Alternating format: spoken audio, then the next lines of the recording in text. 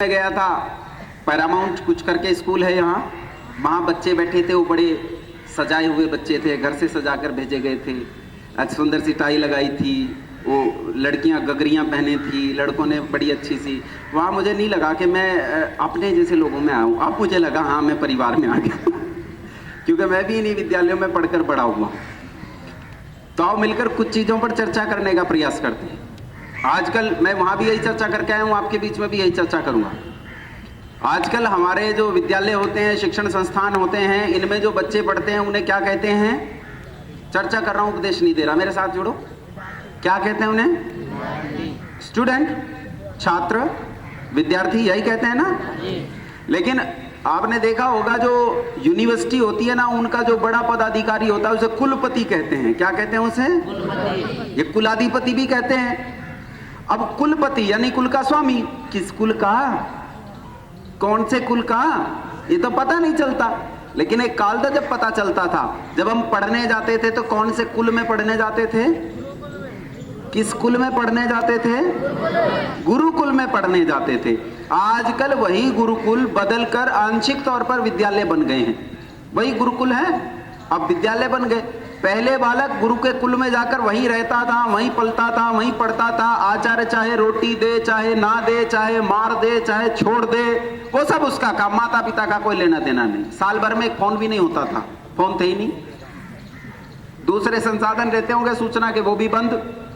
अब 25 साल तक केवल विद्या प्राप्त करेगा। और इस विद्या प्राप्त करने वाले गुरुकुल के विद्यार्थी को कहते थे ब्रह्मचारी। क्या कहते थे? ब्रह्मचारी। अर्थात जिसका आचरण ही ब्रह्म हो वो ब्रह्मचारी। ब्रह्म मतलब विद्या। जिसके आचरण में विद्या हो उसका नाम क्या हुआ?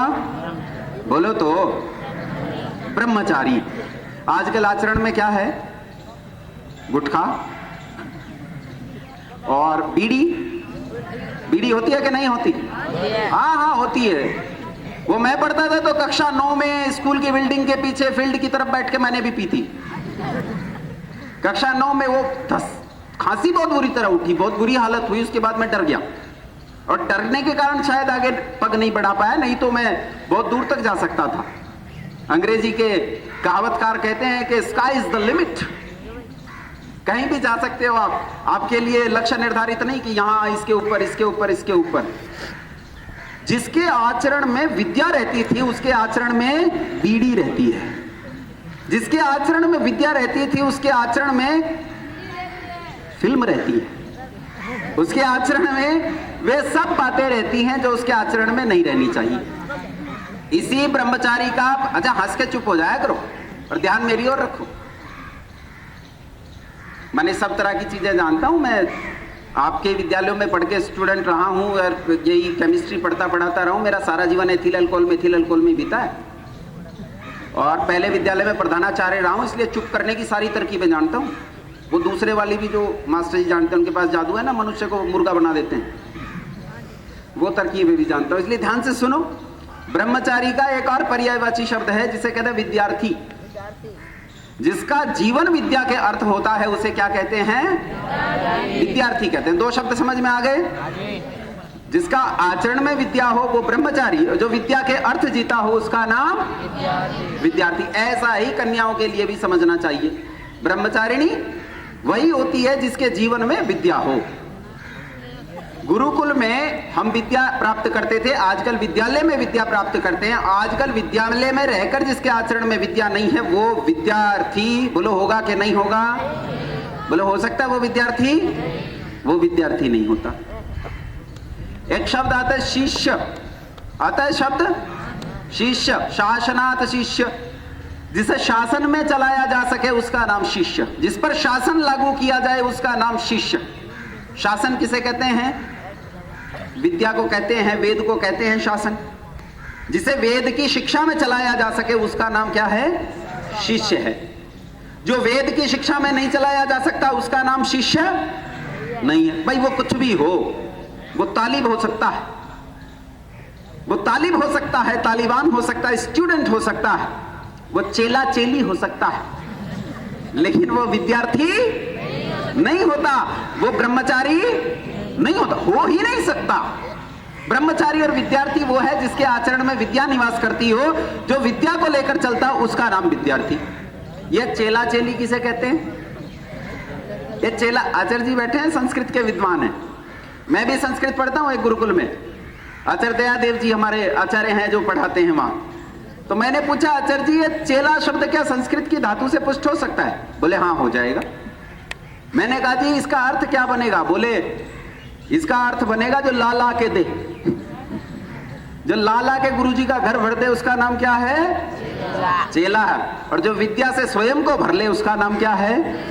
विद्यार्थी। क्या लगे रहते हो इसी काम में? ये छूटा नहीं तुम्हारा क्लास में। मास्टर जी ने सवाल समझा, सवाल समझाकर कहते हैं समझ में आ गया, तो 100 के 100 लय में बोलते हैं हाँ जी आया। 3 की भी नहीं है समझ में, 3 की भी नहीं है, 97 पीछे लय मिला रहे हैं। खड़े करके पूछो तेरे बता ये चीज दोबारा समझा। बोले नहीं समझ में नहीं आया। बोले हाँ जी क्यों कह रहा था? बोले जी कक्षा में एकता रखनी है ना, पहले वाले 3 कह रहे थे, इनकी आगे हमने लय मिला दी। लय मिला के मत कहो।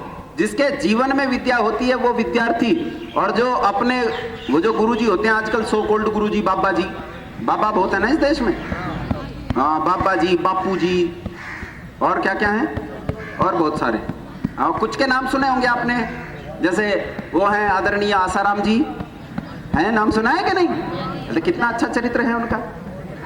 और एक वो है क्या नाम है उनका, रामपाल दास जी, हाँ, और श्यामदेव कृष्णदेव, न जाने कितने इतने बाबा हैं, इतने राजनेता नहीं हैं। कल लोग चर्चा कर रहे थे 500 और 100 के नोट से राजनेता बड़े परेशान होंगे। मैं कह रहा था राजनेता जितने परेशान होंगे उससे कहीं ज्यादा बाबा परेशान होंगे, क्योंकि बाबाओं के पास कितना पैसा है। एक वो भालू जैसे बालों वाला बाबा, क्या नाम था उसका, मर गया वो, सत्य साईं बाबा, 147,000 करोड़ रुपए की संपत्ति बरामद हुई। सन्यासी, गरीब बाबा, गरीब बाबा। सारे बाबाओं की स्थिति ऐसी। आसाराम पकड़ा गया तो उन्होंने घोषणा की 170,000 करोड़ रुपए की संपत्ति, अगले दिन बदल दिया इलेक्ट्रॉनिक मीडिया ने, बोले ना 300,000 करोड़ रुपए की संपत्ति है। फिर अगले दिन फिर बदलना पड़ा इलेक्ट्रॉनिक मीडिया को, और चौथे दिन इलेक्ट्रॉनिक मीडिया ने मना कर दिया, बोले कहां तक गिने, रोज नई नई चीजें पता चल रही, हमारे बस का नहीं है। अभी एक बाबा मर गया अमेरिका में, कनाडा में, कार एक्सीडेंट में, क्या नाम उसका, निरंकारी मिशन चलता है उनका, क्या नाम है उसका, बाबा हरदेव। चलाता मिशन है, बात ठीक कह रही है बेटी, चलाता मिशन है, निरंकारी मिशन, लेकिन बाबा का नाम क्या है, हरदेव।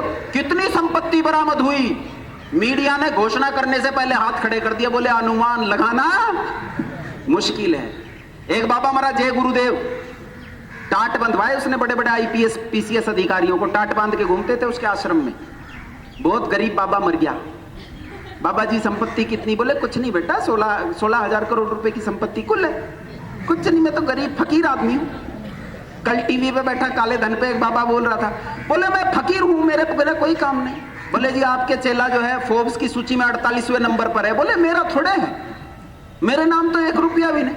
अच्छा ये बताओ, मेरा एक ही पुत्र है और उस पुत्र के नाम 200 बीघा जमीन है, और कोई मुझसे कहे जी आपके, बोले मैं तो गरीब आदमी, मेरा नाम कुछ नहीं, ये तो बेटे के नाम है 200 करोड़। बोलो मेरी है कि नहीं है वो? बोलो, तो कहने की बातें हैं।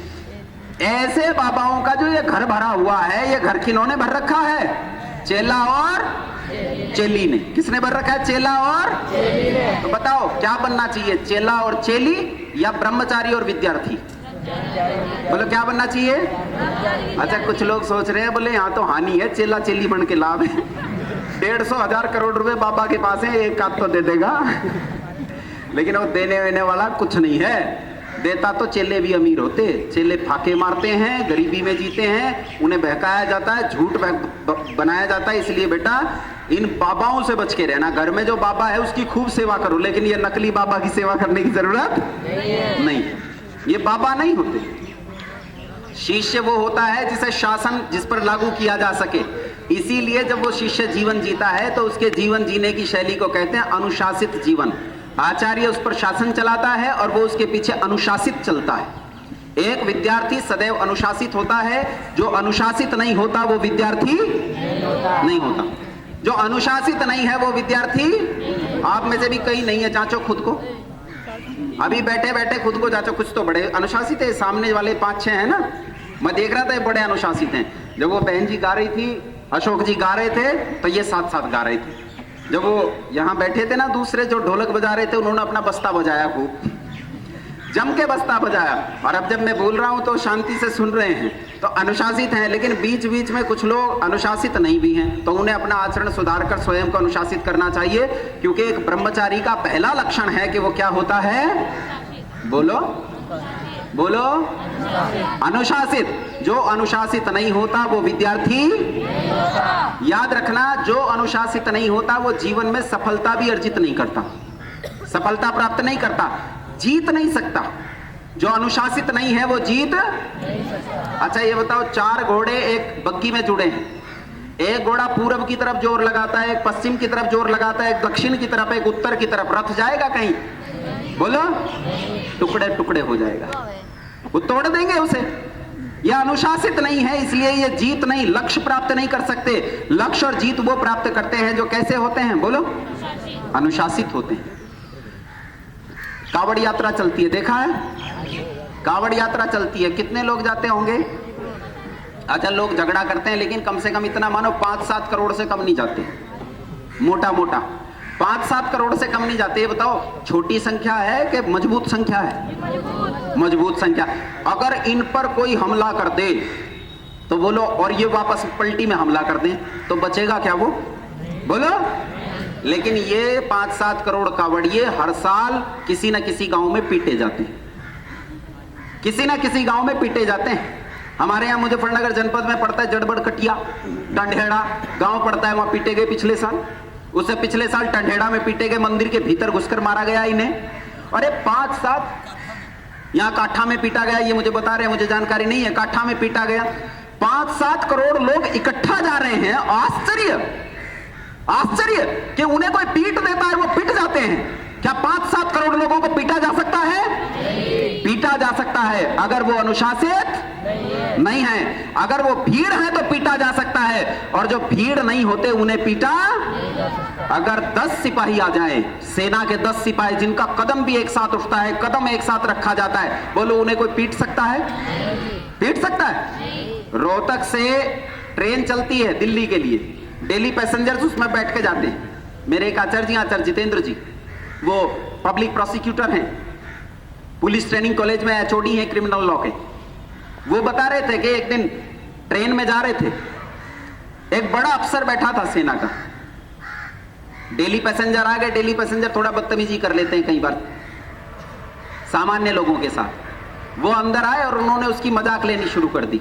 बोले वाह, मूंछ पे तो बड़े सुंदर ताव दे रखे हैं भाई, बड़ा ऐंठ के बैठा है, देख देख गर्दन देख, ऐसा लग रहा है जैसे अकड़गी हो। खूब मजाक ली उसकी, चुपचाप सुनता रहा, कुछ नहीं बोला। कभी परे को हो जा, आड़े आड़े मेरे ऊपर चढ़ के बैठेगा। हरियाणा में जैसी भाषा चलती है, आपके यहाँ भी थोड़ी थोड़ी तो चलती है बागपत बड़ौत में। तो उसे छेड़ते रहे, लेकिन वो चुप बैठा रहा। बहादुरगढ़ आया, बहादुरगढ़ से उसकी बटालियन चढ़ी इसमें, इस ट्रेन में 24 लड़के चढ़े, सबकी ऊंचाई 6 फीट, चौड़ाई 3 फीट। चढ़े और उन लोगों को पकड़कर नीचे उतार लिया गया। और कहते हैं वो व्यक्ति केरल का था, वो जो अधिकारी था, नाक से लकीरें खिंचवाई प्लेटफार्म पर, इधर से इधर, इधर से इधर। बोले यहां तक लाइन पूरी होगी तो वापस खींच। नाक छिल गए उनके, नाक छिल गए। व्यक्ति कितने थे? कुल 24 लोगों को वहां उपस्थित हजारों डेली पैसेंजर कोई मुकाबला नहीं कर सके। क्यों नहीं कर सके बोलो? वो भीड़ थे या संगठन थे? बोलो, वो संगठन थे, और संगठन को सामान्य रूप से मुकाबला नहीं किया जा सकता। ये भीड़ है जिसका कोई नेतृत्व नहीं करता, वो संगठन है जिसका कोई नेतृत्व करता है। इसलिए स्वयं को अनुशासित बनाओ। और कैसे बनो? बिखरे बिखरे के संगठित। कैसे बनो? संगठित बनो। जब तक संगठित नहीं बनोगे तुम्हारे पास कोई बल नहीं होगा। तुम लोग स्कूल में रहते हो, स्कूल में कुछ लोग होते हैं, मैं भी रहता था उनमें, आप लोग भी रहते हो, कुछ तो रहते ही होंगे। वो 10-20 का गैंग बना के रहते हैं कि नहीं रहते? उन्हें नहीं छेड़ता कोई, उन्हें कोई छेड़ता है? उन्हें कोई नहीं छोड़ता। हाँ, अकेला कोई हो उसे पीट लेते हैं, लेकिन जो 10 के ग्रुप में रहता है, चाहे वो शिष्ट है, अशिष्ट है, मूर्ख है, विद्वान है, उसे छेड़ने का साहस कोई नहीं करता। कुत्ते देखे हैं गली में? कुत्ते 10 कुत्ते हों, आप कंकड़ उठा के मार दो, कुत्ते क्या करेंगे? कंकड़ पड़ते ही क्या होगा? ईंट पड़ते ही क्या होगा? भाग जाएंगे? भागेंगे कि नहीं भागेंगे? कुत्ते भाग जाते हैं। लेकिन एक मधुमक्खी का छत्ता हो, एक कंकड़ उठाकर मारो मधुमक्खी के छत्ते में, क्या होगा? फिर पत्थर मारने के लायक नहीं बचोगे। इसे कहता है संगठन, और यह होता है संगठन का बल। इसीलिए स्वयं को अनुशासित करो, संगठित बनो। संगठित होने के साथ साथ स्वयं को विश्वसनीय बनाओ, अपनी बात की प्रामाणिकता रखो और विद्यार्थी बनने का प्रयास करो। जब गुरुकुल में पढ़ते हैं तो गुरुकुल में पढ़ते हुए हमें कुछ गुण बताए जाते हैं, विद्यार्थी के, ब्रह्मचारी के कुछ गुण बताए जाते हैं कि विद्यार्थी सिर पर छत्र लेकर न चले। विद्यार्थी सिर पर छत्र लेकर चलेगा तो विद्या प्राप्त नहीं कर सकता। अरे जब वो फॉर्च्यूनर गाड़ी में बैठकर आएगा और उसका आचार्य साइकिल पर आया, तो बोलो फॉर्च्यूनर गाड़ी में आने वाले लड़के का इस आचार्य में जो साइकिल पर आया है, मन में सम्मान होगा? रखेगा वो सम्मान? इसीलिए अपने आचार्य से ऊंचा जीवन जीना नहीं चाहिए। जैसे वस्त्र पहनते हैं उनसे नीचे के वस्त्र पहनने का प्रयास करना चाहिए, उनसे ऊपर का वस्त्र पहनने का प्रयास नहीं करना चाहिए। अपने आचार्य को अपने दाईं ओर बिठाना चाहिए। ये कुछ गुण ऐसे हैं, बहुत सारे हैं, सबकी चर्चा नहीं कर रहा हूं, बहुत सारे ऐसे हैं जो अपने आचार्य के साथ लागू रखो। आजकल एक बड़ी बुरी परंपरा चली है, लोग कहते जी मैं पैर नहीं छुआता, मैं पैर नहीं छूने देता अपने बच्चों को। मुसाफा मिलाता है, हाथ मिलाते हैं, छोटे छोटे बच्चे हाथ मिलाते हैं। पता नहीं वो हाथ जो मिला रहा है, अभी अभी नाक पूछी है उसने उस हाथ से, और हम हाथ मिला रहे। हाइजीनिक नहीं है भाई, ये हाइजीनिक नहीं, स्वास्थ्यकर नहीं है, अच्छी बात नहीं है। अनेक लोग बैठे हों तो हाथ जोड़कर शिष्टता पूर्वक नमस्ते करनी चाहिए, और 1-2 व्यक्ति बैठे हों तो बोलो क्या करना चाहिए? चरण स्पर्श करने चाहिए। प्रत्येक बालक और बालिका को अपने माता पिता और आचार्यों के क्या करने चाहिए? बोलो सुबह उठकर चरण स्पर्श करने चाहिए। जो अपने माता पिता और आचार्य के चरण स्पर्श नहीं करता, उनमें श्रद्धा नहीं रखता, वो विद्या प्राप्त नहीं कर सकता। जो विद्या प्राप्त नहीं करता वो ब्रह्मचारी नहीं, विद्यार्थी नहीं, और जो ब्रह्मचारी नहीं, विद्यार्थी नहीं, वो उन्नति नहीं कर सकता। विद्या निर्भयता देती है। क्या देती है विद्या? निर्भयता देती है। अच्छा ये बताओ, अनपढ़ भी तो देखा होगा, अनपढ़ बड़ा निर्भय होता है। अल बगदादी के आतंकवादी बम बांधकर स्वयं को फोड़ देते हैं, अपने आप को भी मार देते हैं, दूसरों को भी मार देते हैं। तो बोलो ये निर्भीक है क्या? बोलो तो चुप हो गए। मैं कह रहा हूं, उपदेश नहीं दे रहा, चर्चा कर रहा हूं आपके साथ। बोलो ये निर्भीक है कि नहीं है? अरे बम बांधकर खुद को भी उड़ा दिया, 50 और को उड़ा दिया, निर्भीक हुआ कि नहीं हुआ? क्या ये निर्भीक है?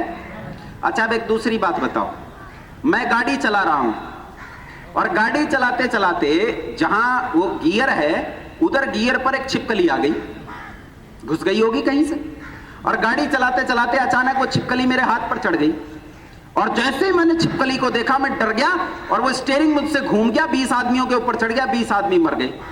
तो अब मैं उतर के कहूं देखा मैं कितना साहसी हूं, 20 लोगों पर गाड़ी चढ़ाकर 20 को मार डाला। बोलो मैं निर्भीक हूं कि डरा हुआ? बोलो निर्भीक के डरा हुआ? किससे डरा हुआ? छिपकली से डरा हुआ। छिपकली से डरा हुआ व्यक्ति है, साहसी नहीं है। अरे वो व्यक्ति जिस बेचारे को ये डराया गया है कि यदि तूने बम बांधकर लोगों को नहीं उड़ाया तुझे जहन्नुम में तेरे पकोड़े बनाए जाएंगे। तेल के कढ़ाए हैं वहां टीवी पर, वो चित्र बना रखे हैं पूरे गरुड़ पुराण के, और दूसरे जो धर्म मतांतर चलते हैं मुसलमान और ईसाई आदि, इन्होंने भी बना रखे हैं। वो कैलेंडर है, कैलेंडर में दिखाते हैं आरी से काटते हुए आदमी को, देखे होंगे। आजकल कमाते हैं कैलेंडर, हमारे टाइम में दिवाली के समय पर बहुत आते। करनी भरनी, अशोक जी ने नाम बता दिया, मेरे याद नहीं था। करनी भरनी नाम का कैलेंडर आता था, उसमें दिखाते थे एक व्यक्ति उधर खड़ा है, एक इधर खड़ा है, जल्लाद सा, और आरे से चीर रहे हैं आदमी को सिर से पांव तक। मैंने माँ से पूछा क्यों माँ, ये इस आदमी को चीर रहे हैं तो मर जाएगा? बोले ना बेटा मरेगा नहीं। मैंने कहा क्यों? बोले फिर चीरा जाएगा। मैंने कहा जब चीर के मरेगा नहीं तो चीरने का फायदा क्या? अरे जब चीर के मरेगा नहीं तो फायदा क्या?